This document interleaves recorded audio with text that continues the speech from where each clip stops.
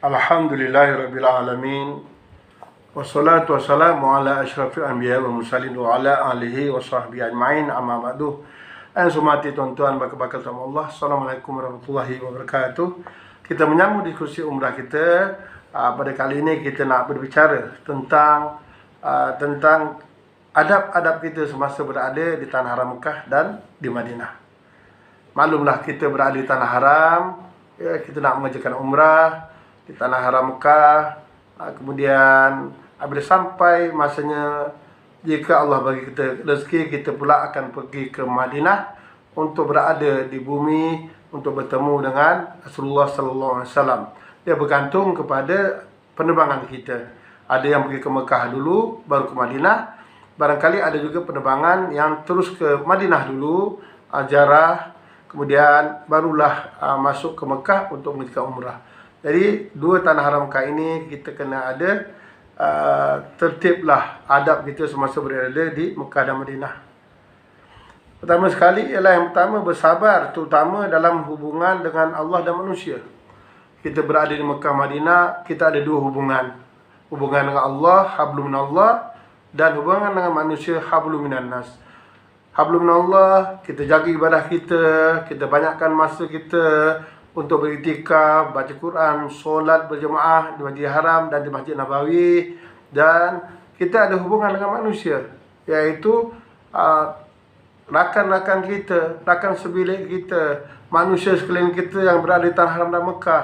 Jaga adab kita. Adab kita semasa kita makan, semasa kita bercakap, bergaul dan sebagainya. Adab kita masa kita membeli dan sebagainya. Kita mesti beradab dengan bahasa yang lemah lembut, manis dan tutur kata yang baik-baik, ya.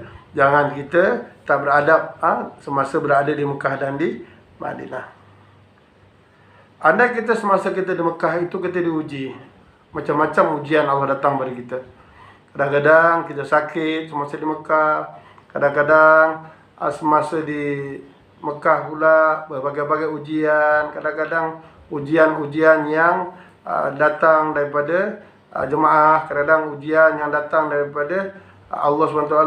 Kita ini kehilangan duit, kita ini contohnya ada kawan kita yang tidak begitu seronok di hati kita.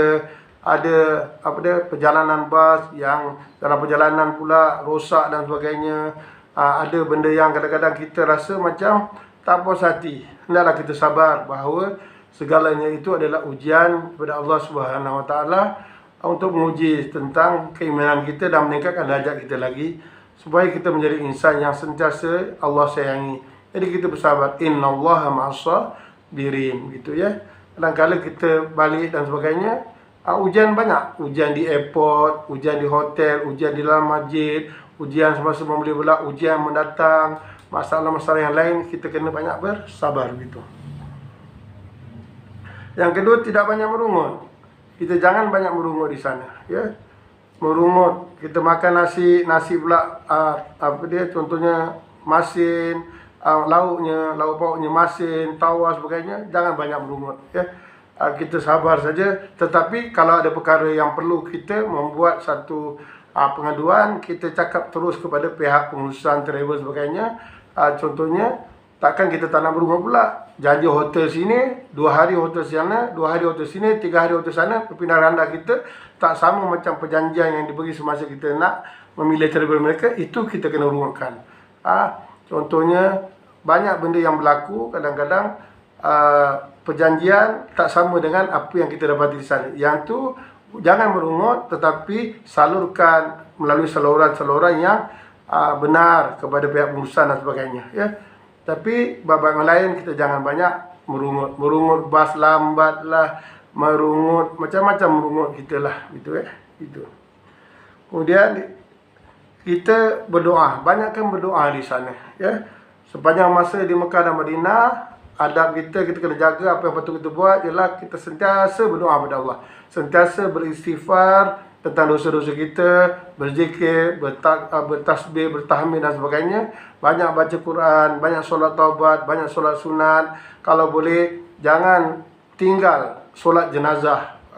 Selepas solat fardu di sana di Mekah Madinah, ada solat jenazah. rebut solat jenazah ini, sebabnya pahalanya amat besar, iaitu dikatakan siapa solat jenazah itu pahalanya 1 khirat. 1 khirat itu besarnya bersamaan dengan Gunung Uhud. Ya tuan-tuan, Gunung Uhud tu dikatakan Gunung Uhud itu keluasan dia 19 km persegi, tingginya daripada paras laut lebih kurang 1.300 kaki dan sebagainya. Besar pahalanya begitu. So jangan tinggal solat jenazah dan solat-solat yang lain.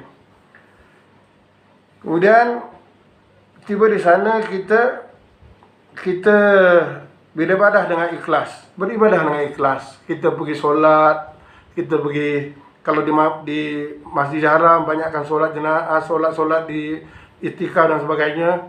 Begitu juga di Madinah nanti, kita buat ibadah dengan ikhlas, jangan menunjuk-nunjuk.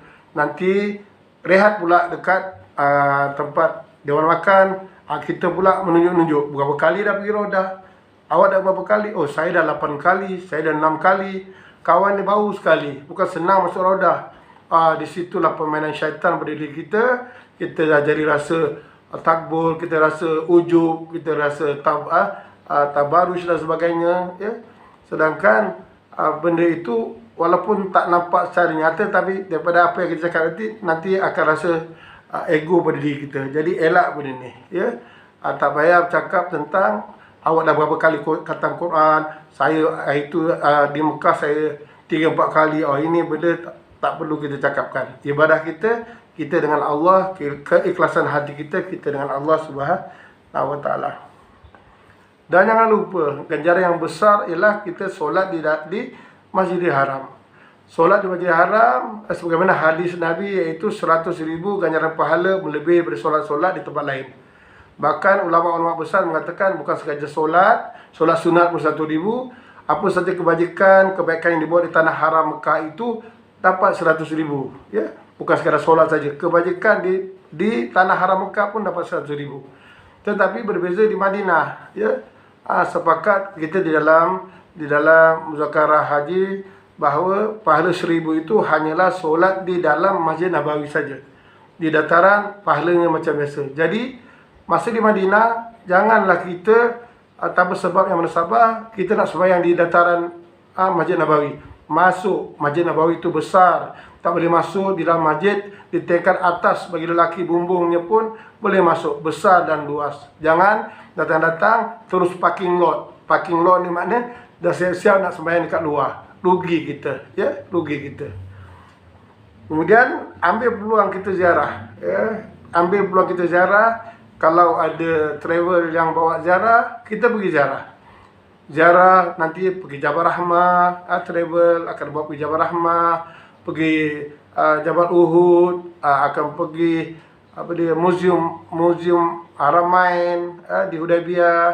Walaupun kita dah banyak kali pergi, tapi kalau ada peluang ziarah kita pergi balik. Mungkin tempat tu ada perubahan dan sebagainya. Kurang-kurangnya menambah kecintaan kita. Tempat ziarah ini menambah rasa cinta kita terhadap perjuangan Nabi, perjuangan sahabat dan sebagainya. Dan saya ingatkan di sana nanti kita bertemu dengan berbagai-bagai orang. Jaga adab kita. Kita di Malaysia ini mazhab Syafi'i, ya, dan kita pun belajar mazhab Syafi'i pun tak habis pun.